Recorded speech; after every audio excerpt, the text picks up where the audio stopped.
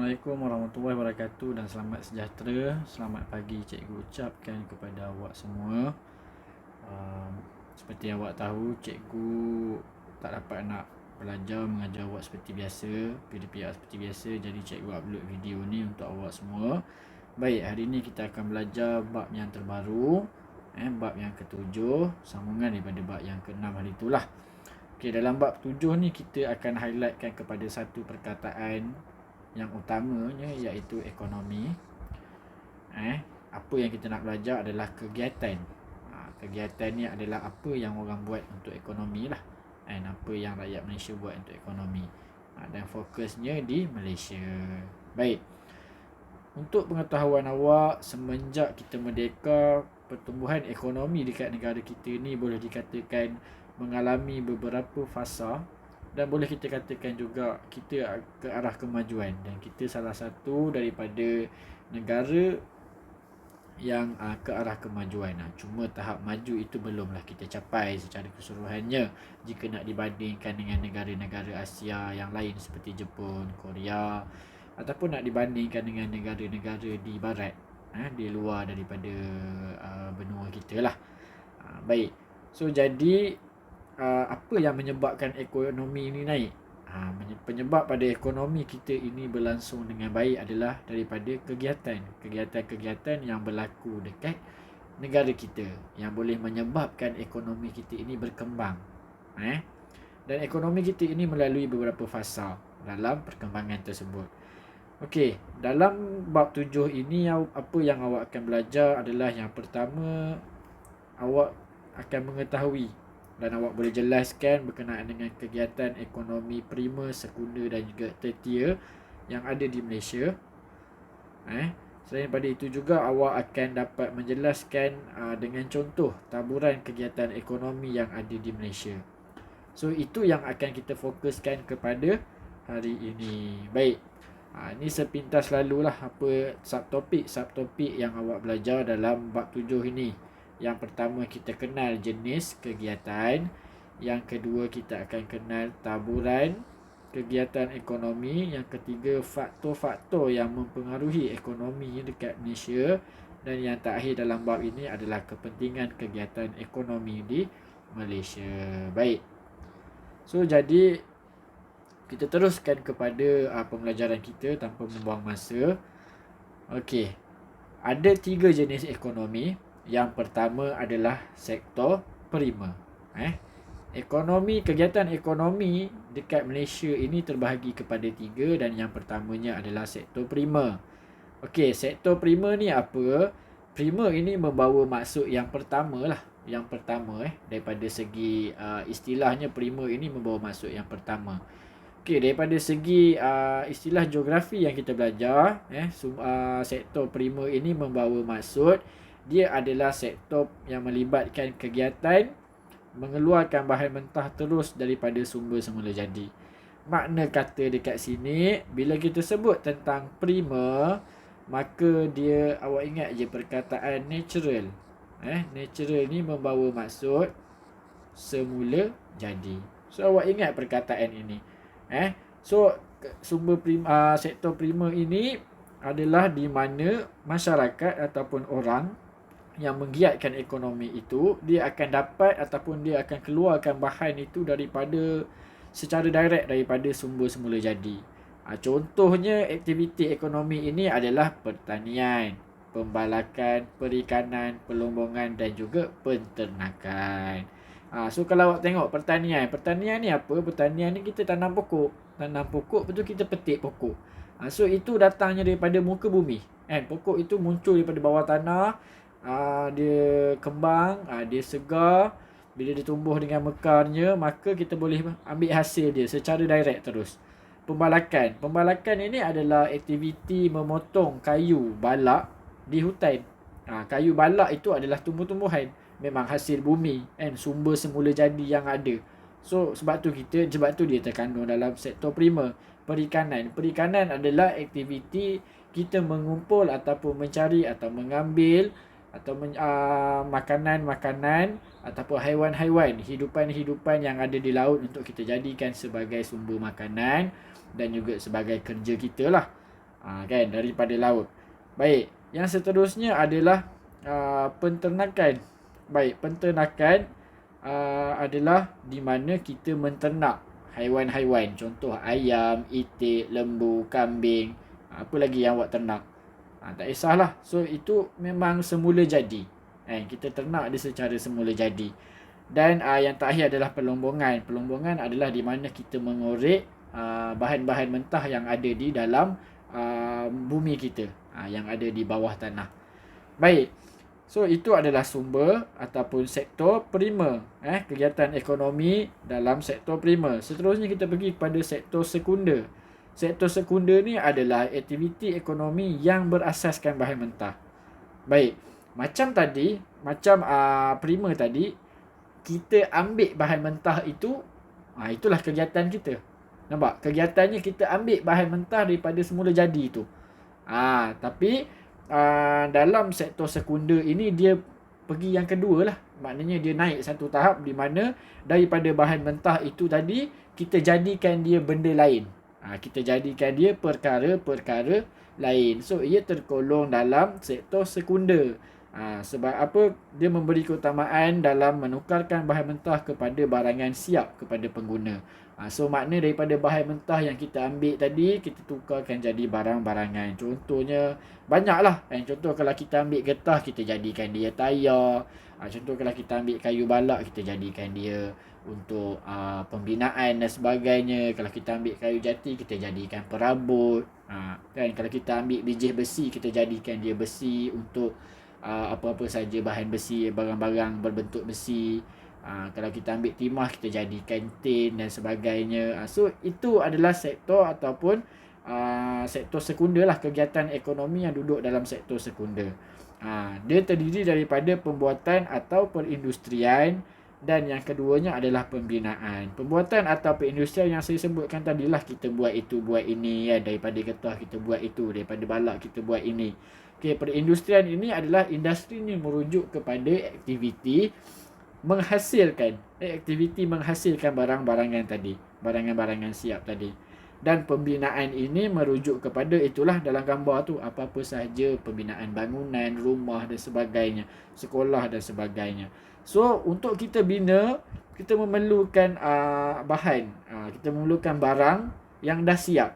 Maknanya bukanlah kita tak boleh ambil, kita tak boleh nak ambil kayu balak itu terus buat rumah. Contohnya, kita tak boleh nak ambil bahan mentah yang ada dalam muka bumi itu terus nak buat rumah. Tak, kita kena proses dulu, menjadikan dia barang siap. Contohnya besi tadi. So daripada besi itu kita buat dia, kita bina rumah dan sebagainya. So itu adalah sektor sekunder. Kalau sektor yang ketiga adalah sektor tertier. Baik, sektor tertier adalah kegiatan ekonomi yang menawarkan pelbagai perkhidmatan. Baik, senang untuk kita kenal bila sebut sektor tertier ni, dia adalah sektor perkhidmatan. Kita kenali dia juga sebagai sektor perkhidmatan. Kenapa? Kerana perkhidmatan ini penting kepada negara, dan perkhidmatan ini dia tidaklah melibatkan melibatkan bahan-bahan semula jadi dan bahan mentah tadi. Baik. Contohnya sektor perkhidmatan ni kegiatan ekonomi yang ada pelancongan. Kenapa pelancongan kegiatan ekonomi? Ialah kita pergi melancong, kita keluarkan duit, kita bayar dan sebagainya. Hotel dan sebagainya itu kita bayar untuk bermalam semua, kita masuk tempat ni kena bayar.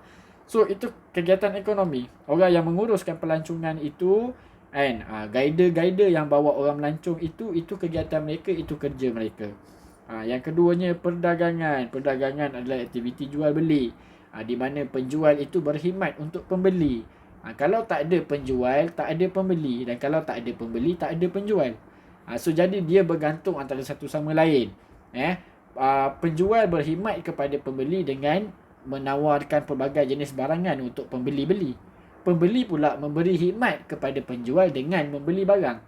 Kalau pembeli tak beli, orang yang jual takkan dapat apa-apa hasil daripada kegiatan itu. Baik.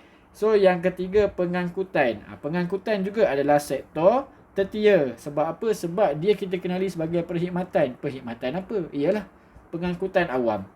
Kita gunakan khidmat pengangkutan awam itu untuk kita bergerak ke mana-mana. Contoh yang lain, kenderaan kita sendiri itu kita gunakan dia untuk gerakkan diri kita. Tapi fokus dekat sini lebih kepada pengangkutan awam lah, seperti bas, teksi, Grab, kapal terbang, kapal dan sebagainya, feri dan sebagainya. Okey, yang keempat adalah kewangan. Okey, kewangan ini ialah perkhidmatan kewangan seperti perbankan, seperti syarikat-syarikat pinjaman, dan juga kewangan yang melibatkan kerajaan lah, kan, gaji dan sebagainya. Dan yang terakhir adalah pendidikan. So macam saya cikgu, saya ini berkhidmat dalam sektor pendidikan. So saya kegiatan ekonomi saya sekarang adalah dalam sektor tertiar. Apa yang saya khidmat? Saya berkhidmat untuk awak. Saya berkhidmat untuk para pelajar, saya mendidik, saya mengajar dan sebagainya. Saya berkhidmat untuk ibu bapa dengan mendidik anak mereka, berhubung dengan ibu bapa. Saya berkhidmat untuk masyarakat dalam menghasilkan ataupun mengeluarkan, menjadikan kanak-kanak seorang manusia, seorang insan yang boleh membawa nama baik Malaysia, boleh hidup pada masa akan datang. So itulah perkhidmatan. So perkhidmatan ni apa-apa sahajalah, banyak lagi. Okey. So itu untuk jenis-jenis ekonomi, jenis-jenis kegiatan ekonomi. Seterusnya kita akan pergi kepada taburan kegiatan ekonomi yang utama yang ada dekat Malaysia. Baik, kalau sektor prima, yang utamanya tak ada sektor lain, mesti pertanian. Sebab itu pertanian ini pada dahulunya, macam awak tahu, dahulu orang bercucuk tanam, orang bertani ni untuk makan diri sendiri. Tetapi apabila zaman berkembang zaman, masa melangkaui masa, pertanian itu telah menjadi satu kegiatan ekonomi yang boleh membawa kepada keuntungan yang tinggi. Okey, antara tanaman utama antara tanaman utama di Malaysia yang penting dalam sektor ini, sektor pertanian ini, iaitu adalah kelapa sawit dan juga getah. Kelapa sawit, getah. Saya ambil contoh, dekat negara Malaysia ada banyak felda. Dekat Perak ada felda, dekat Johor ada felda, dekat Pahang ada felda, dekat mana-mana negeri ada felda, ada fekra dan sebagainya. Kenapa benda ini diwujudkan? Ini adalah rancangan kerajaan dalam meningkatkan pertanian. Dan kelapa sawit dan getah adalah tumbuhan ataupun tanaman utama yang ada dekat Malaysia. Kerana apa? Kerana tanaman ini yang banyak memberikan sumbangan ekonomi yang boleh meningkatkan ekonomi negara Malaysia. Kerana apa? Kita tengok, kelapa sawit merupakan tanaman jualan yang terpenting di Malaysia. Manakala getah pula adalah tanaman jualan kedua yang terpenting dekat Malaysia. Kawasan-kawasan tanaman getah awak boleh tengok. Contohnya dalam peta ini, kawasan tanaman getah dekat Perak ada, dekat Melaka ada, Johor, Pahang, Sarawak, Sabah, Ipoh, Jasim, Merlimau, Keluang, Labis, Segamat, Kuala Lipis, tempat saya Kuala Lipis, asal saya Segitiga, Jengkes, Ibu Marudi, Seri Aman, Lahad Datu. So ini semua adalah tempat-tempat yang ada banyak ladang-ladang kelapa sawit, dan juga ladang kelapa sawit pula, dan ladang getah. Banyak getah yang ada dekat tempat-tempat inilah. Kadar pertumbuhan pengeluaran getah dekat Malaysia telah meningkat kepada 880.6 ribu tan pada tahun 2017. Tan, bukannya kilogram, tan. Tan ini sangat berat. So 880.6 ribu tan. So memang banyak. Sebab itu dia memberi pertumbuhan, membantu pertumbuhan ekonomi negara dengan sangat baik lah. Tak perlulah tengok dalam gambar tu lah, tak perlulah saya jelas lebih lanjut macam mana rupa getah tu kan, awak sendiri dah tahu. Kalau nak rasa best, pergi balik kampung, try lah pergi cari pokok getah, pergi toreh. Best menoreh getah ni, serius. Okay, kalau kelapa sawit pula kita tengok dekat Teluk Intan Perak, dekat Kota Tinggi Kulai dan Segamat Johor, dekat Muazzam Shah, dekat Segitiga Jengka Pahang, dekat Terengganu Tengah, Terengganu, dekat Lahad Datu, Tawau dan juga Sandakan di Sabah, Bintulu dan Miri di Sarawak. So ini adalah felda, felda-felda yang ada dekat negara kita. So tempat-tempat ini menunjukkan ataupun membuktikan bahawa adanya ladang kelapa sawit yang banyak. Okey, siapa yang menguruskan ini? Sekadar info tambahan awak, tengok dekat bahagian info itu. Kita ada MPOB ataupun Lembaga Minyak Sawit Malaysia, merupakan badan yang bertanggungjawab merancang, menyelidik dan membangunkan industri minyak sawit dan kelapa sawit di Malaysia. Industri minyak sawit ini adalah ekonomi yang penting dan menjadi tunggak utama kepada Malaysia, kerana ianya memainkan peranan penting dalam membekalkan sumber makanan dan juga tenaga kepada populasi global yang semakin meningkat.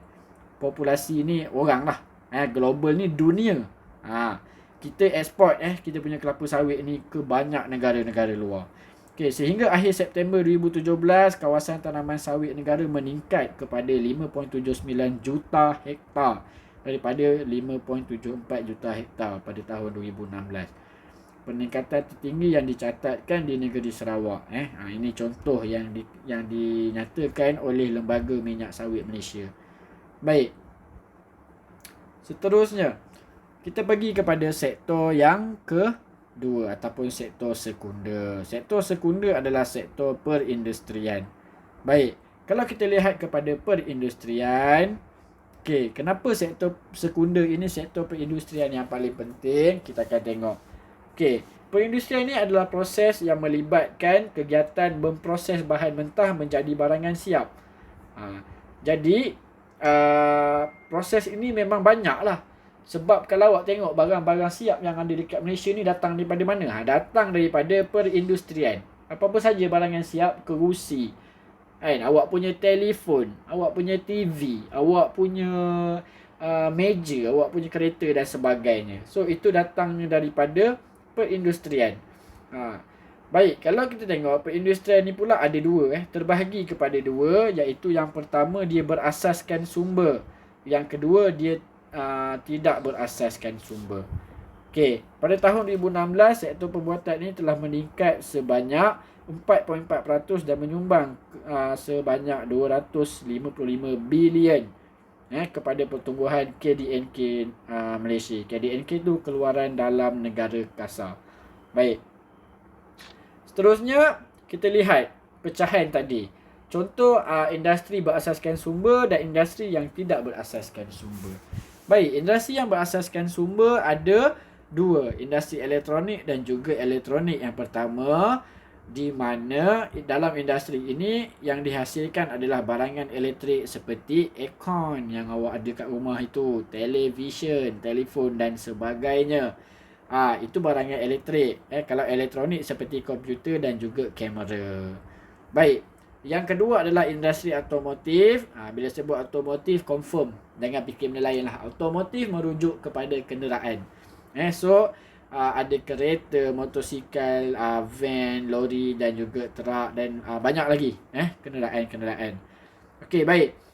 Kita tengok pula industri yang tidak berasaskan sumber. Industri ni dia tidak berasaskan sumber. Maksud kata dekat sini sumber ni lah, sumber bawah tanah lah. So industri yang pertama di bawah industri berasaskan, saya tersilap. Industri yang tidak berasaskan sumber adalah elektrik dan elektronik serta automotif tadi. Manakala industri yang berasaskan sumber, sumber-sumber utama tadilah seperti pertanian, pelombongan dan tu tadi, dia datangnya ada tiga. Industri yang berasaskan kayu untuk kita hasilkan perabot, industri yang berasaskan getah, hasilkan tayar, kasut, sarung tangan dan banyak lagi benda lain, dan industri yang berasaskan kelapa sawit, minyak masak, sabun, barangan kosmetik. So ini adalah dua industri ataupun dua perindustrian, dua kegiatan ekonomi dalam sektor perindustrian. Dalam sektor secondary, di mana ini adalah perindustrian ini adalah kegiatan yang utama dalam sektor yang kedua ini. Baik, yang seterusnya kita pergi kepada sektor tertiar. Sektor tertiar perkhidmatan. paling tinggi ataupun paling banyak membantu kenaikan ekonomi di negara Malaysia adalah sektor pelancongan. Of course, negara kita terkenal dengan banyak tempat untuk melancong. Daripada Perlis sampailah ke Sabah, macam-macam tempat untuk kita pergi melancong. Kita ada bukit, kita ada gunung, kita ada laut, macam-macam. Kita ada hutan, kita ada tasik, kita ada sungai. Semua jenis kita ada. Kita tak ada salji je sebab kita bukan negara 4 musim. Tetapi kita masih menjadi negara yang menerima ramai pelancong daripada luar dan juga daripada dalam. Dan penerimaan ini telah membantu sektor tertier ataupun sektor pelancongan ini menjadi tunggak utama dalam menyumbangkan ekonomi negara. Okey, pelancongan ni adalah sektor perkhidmatan yang utama di Malaysia sejak awal tahun 1980-an. Perkembangan sektor pelancongan secara tidak langsung dapat meningkatkan keperluan perkhidmatan lain seperti pengangkutan, perhotelan dan juga perhubungan. So ini adalah kawasan-kawasan pelancongan lah. Pulau Langkawi, Pulau Tioman, Pulau Perhentian. Kita ada Taman Negara Nia, Gua, kita ada Gunung Kinabalu, kita ada Pulau Sipadan. So banyak tempat untuk melancong. Dan pelancongan ini adalah sektor utama dalam sektor tertier. So jadi ia telah membantu untuk meningkatkan ekonomi negara Malaysia. Baik. So jadi itu sahaja untuk kita punya latihan pada minggu ini.